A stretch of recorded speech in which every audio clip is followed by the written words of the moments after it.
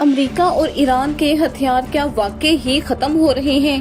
اور جنگ کا رخ بدل دینے والی اصل خفیہ حقیقتیں کون سی ہیں؟ السلام علیکم friends and welcome back to our channel. دنیا اس وقت ایک ایسے کنفلکٹ کو دیکھ رہی ہے جو کہ صرف مڈل ایسٹ تک اب محدود نہیں رہا، بلکہ عالمی طاقت کے توازن کو بھی بہت تیزی سے متاثر کر رہا ہے۔ امریکہ اور ایران کے درمیان جاری کشیدگی میں ایک سوال بہت اہم بنتا جا رہا ہے۔ اگر دونوں ممالک کے ہتھیاروں کے ذخائر کم ہونے لگیں تو کیا جنگ کا رخ واقعی ہی بدل سکتا ہے؟ اب بظاہر بڑی طاقتیں ہمیشہ یہ دعویٰ کرتی ہیں کہ ان کے پاس ان لمیٹڈ ریسورسز موجود ہیں، لیکن حقیقت میں ہر جنگ کے پیچھے ایک حد ہوتی ہے، اور وہ حد ہے ہتھیاروں کی پیداوار اور ان کے استعمال کی رفتار۔ ابھی چند روز قبل امریکہ کے صدر ڈونلڈ ٹرمپ نے یہ دعویٰ کیا کہ امریکہ کے پاس جنگی ہتھیاروں کا اتنا بڑا ذخیرہ موجود ہے کہ وہ طویل عرصے تک بھی جنگ جاری رکھ سکتا ہے۔ دوسری طرف ایران کی وزارت دفاع کا کہنا یہ تھا کہ ان کے پاس بھی دشمن کے مقابلے میں زیادہ دیر تک ریزسٹ کرنے کی صلاحیت موجود ہے۔ اب دونوں ممالک کے یہ بیانات دراصل طاقت کے اظہار کا حصہ ہیں، لیکن دفاعی ماہرین کے مطابق کسی جنگ کا اصل فیصلہ اس بات سے ہوتا ہے کہ ہتھیار کتنی تیزی سے یوٹیلائز ہو رہے ہیں اور انہیں دوبارہ بنانے کی رفتار کیا ہے۔ اب تک کے ایسٹیمیٹ کے مطابق امریکہ اور اسرائیل ایران میں 2000 سے زیادہ حملے کر چکے ہیں، جن میں متعدد میزائل اور بامز استعمال ہوئے۔ اب دوسری جانب ایران نے بھی جوابی کارروائی کرتے ہوئے سینکڑوں میزائل اور 1000 سے زیادہ ڈرونز داغے۔ تاہم حالیہ دنوں میں ایران کی جانب سے میزائل حملوں کی تعداد میں سگنیفیکنٹ ریڈکشن آبزرو کی گئی۔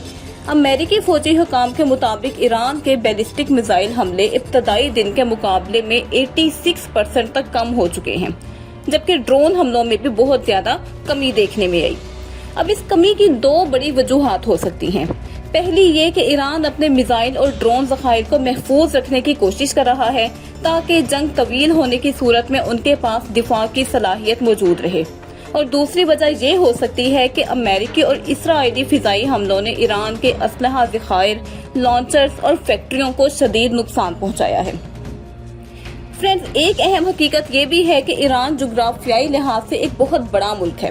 اس کا رقبہ فرانس سے تقریباً 3x یعنی کہ 3 ٹائم زیادہ ہے، اور اسلحہ ذخائر کو زیر زمین بنکرز یا خفیہ مقامات پر آسانی سے چھپایا جا سکتا ہے۔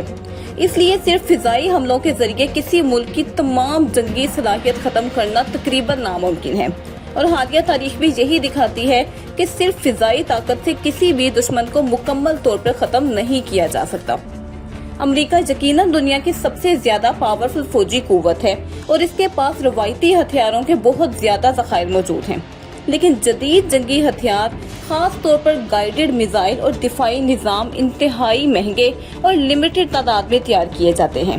مثال کے طور پر پیٹریاٹ میزائل دفاعی نظام، جو کہ دشمن کے میزائلوں کو فضا میں تباہ کرنے کے لیے استعمال ہوتا ہے، اس کا میزائل تقریباً $40 لاکھ کا آتا ہے، اور امریکہ ہر سال تقریباً زیادہ سے زیادہ بھی 700 میزائل ہی تیار کر پاتا ہے۔